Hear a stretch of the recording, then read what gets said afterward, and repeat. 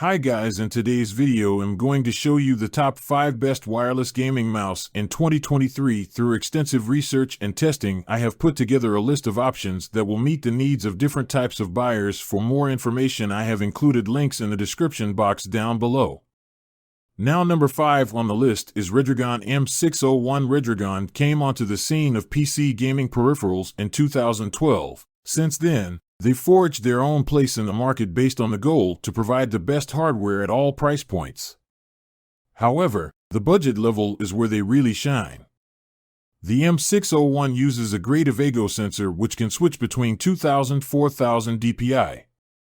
The switches are made by Omron, so you know they're going to be quality as well. Finding these two features in a mouse that retails for just above $10 is very impressive, to say the least. It also allows you to customize its weight similarly to how the Logitech G300s does. The M601 is also boasting 3 extra buttons, total of 6, a braided cable, Omron switches for enhanced durability, and a decent Avago sensor, as I mentioned previously.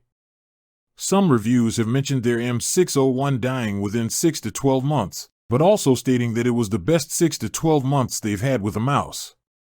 However, other reviews mention using this mouse for much longer than a year.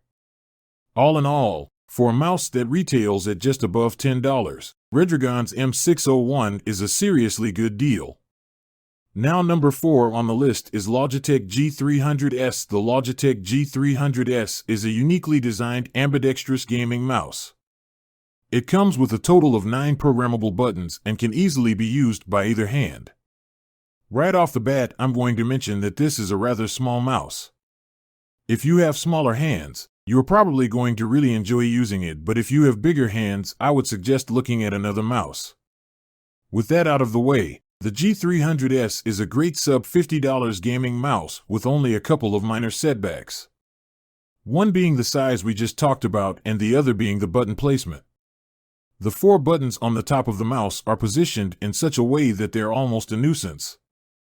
Quality-wise, the G300s is definitely above average for the price.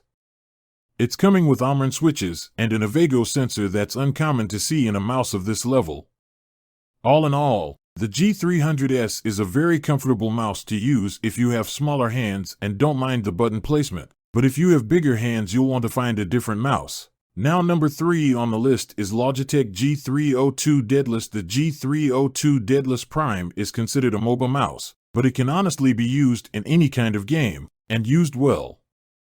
Featuring 6 programmable buttons, on-the-fly DPI switching, and a 4000 DPI Delta Zero optical sensor, makes the G302 a great mouse for all types of gaming, not just MOBAs like Dota 2 or LOL. With that said, the actual shape of the mouse might turn some people off. It kind of slants in on both sides, making the top a fair bit wider than the base. It also features some different angles which may be uncomfortable to some. Another downside is the simple fact that there are only 4 preset options between 240 and 4000 dpi to choose from, so it might not have the exact setting you're looking for, but that can always be fixed up in-game. Otherwise, if you like the shape and look, the G302 Daedalus Prime is a great gaming mouse for under $50. Now, number 2 on the list is Redragon M801 Mammoth. The Redragon M801 Mammoth is just that, a mammoth. Featuring a 16400 dpi Avago sensor, durable Omron switches, 10 programmable buttons, and customizable weight adjustment system, there should be no wonder that it's one of the best gaming mice under $50.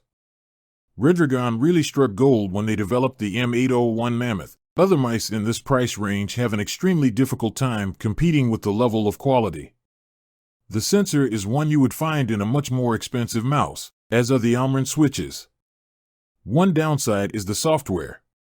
It's initially strange to use, but after a while it becomes easier. However, this isn't a tremendous downside. Not all of the lighting zones can be customized either, which is another negative. At the end of the day, the M801 Mammoth is an awesome mouse, especially if you have bigger hands like bigger mice. It gives you everything you could need in a gaming mouse and then some, all for an extremely reasonable price. Now the last product on the list is HyperX Plusefire FPS. HyperX really outdid themselves with the Pulsefire FPS mouse, plain and simple. They've used high-quality Omron switches, a Pixart 3310 sensor, and even threw in a braided cable for $50. It's very comparable to a Razer deadheader, except HyperX's rubber grips are a step above in my opinion. While testing the Pulsefire FPS, I played a ton of games in every genre to make sure it performed and didn't start to break down after a few hours of hard use. I really only had one minor complaint about the middle mouse button switch being somewhat less clicky than the other 5 switches. The overall design is very similar to a Razer deadheader except for the Pulsefire's added DPI toggle below the middle mouse button. Other than that, the Pulsefire FPS has larger rubber grips and a more clicky response when you actuate most buttons in comparison. That's to say, the Pulsefire is really only good for palm grip. The HyperX Pulsefire Surge is much better for claw grip in comparison. Performance-wise, the Pulsefire FPS is great. HyperX used high-quality switches and a great sensor inside of a well-balanced shell, and it resulted in a top-notch gaming mouse. I hope you liked the video. If you are new to my channel, don't forget to subscribe.